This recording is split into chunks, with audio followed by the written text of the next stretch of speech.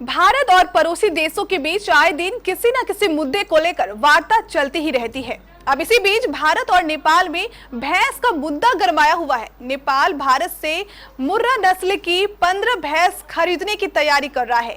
वहीं इस डील को लेकर अब राजनीति भी खूब हो रही है और विपक्ष ने भी हमला बोला है। देखिए खबर।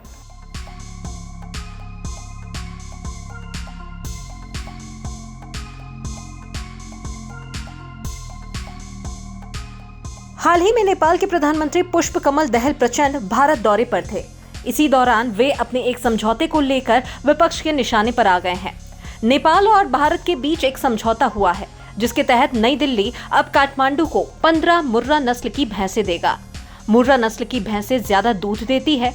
नेपाल इन्हें अपने यहाँ की भैंस की नस्ल को सुधारने के लिए भारत से आयात कर रहा है। अब भारत और नेपाल के बीच नर मुर्रा भैंस की डील पर नेपाली संसद में जमकर बवाल हुआ। विपक्ष ने तो यहां तक कह दिया कि प्रचंड भारत से भैंस पर बैठकर वापस आए हैं। पूर्व प्रधानमंत्री केपी ओली ने भी इसे लेकर पीएम प्रचंड पर निशाना साधा है।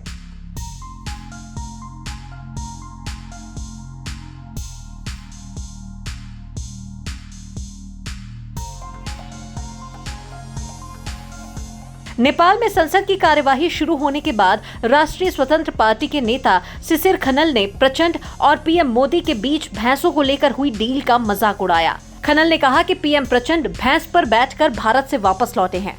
उन्होंने कहा कि हम चाहते थे कि हमारे प्रधानमंत्री हाल ही में उद्घाटन हुए पोखरा एयरपोर्ट पर उतरेंगे, लेकिन दुर्भाग्य से वह भैंस पर बैठकर वापस लौटे हैं। दरअसल नेपाल के भारत से बेहद करीब स्थित पोखरा एयरपोर्ट को चीन ने बनाया है। भारत सरकार के विरोध के बाद भी ओली सरकार ने ये डील ड्रैगन को दे दी थी।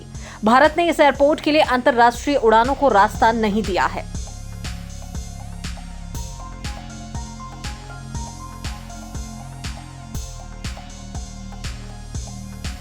खनल के इस विवादित बयान पर प्रचंड की पार्टी सीपीएन माओवादी सेंटर के नेता हितराज पांडे ने कड़ा विरोध दर्ज कराया है। पांडे ने खनल के विवादित बयान को संसद की कार्यवाही से हटाने के लिए स्पीकर से अनुरोध किया। इसके बाद प्रचंड की पार्टी के अन्य सांसद भी भड़क गए और उन्होंने इस भैंस के बयान को हटाने के लिए कहा है। इस विरोध और समर्थन के बीच स्पीकर ने पीएम प्रचंड को अपनी बात रखने और भारत यात्रा को लेकर पूछे गए अन्य सवालों का जवाब देने को कहा। इसके बाद भी विपक्षी दल संसद के अंदर ही हंगामा करता रहा। इसके बाद प्रचंड ने भैंसों के भारत से आयात करने की स्थिति को साफ किया।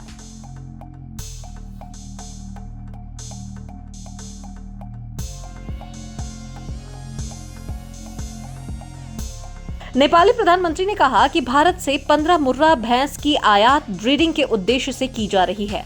प्रचंड ने कहा कि नेपाल इसके लिए पिछले 7 साल से भारत से गुहार लगा रहा था, लेकिन अब जाकर ये समझौता हो पाया है। वहीं पूर्व प्रधानमंत्री और चीन के इशारे पर चलने वाले केपी ओली ने भी इस मुद्दे को लेकर प्रचंड पर हमला बोला। ओली ने कहा कि पीएम प्रचंड की भारत यात्रा से कोई भी उल्लेखनीय उपलब्धि हासिल नहीं हुई। उन्होंने कहा कि प्रचंड की भारत यात्रा असफल और अस्त व्यस्त साबित हुई है। ओली ने कहा कि केवल एकमात्र उपलब्धि जिसका जिक्र किया जा सकता है कि भारत सरकार भैंस देने के लिए तैयार हो गई। तो बहरहाल कुल मिलाकर ये समझा जा सकता है कि दोनों देशों के बीच भैंस को लेकर मुद्दा गरमाया हुआ है। एक ओर जहां पर प्रचंड अपने ही लोगों से घिरते नजर आ रहे हैं, तो वहीं दूसरी ओर जमकर बवाल भी इस पर हो रहा है। अब देखना होगा कि क्या कुछ आगे तस्वीर निर्मित होती है। Bureau report, KBC news.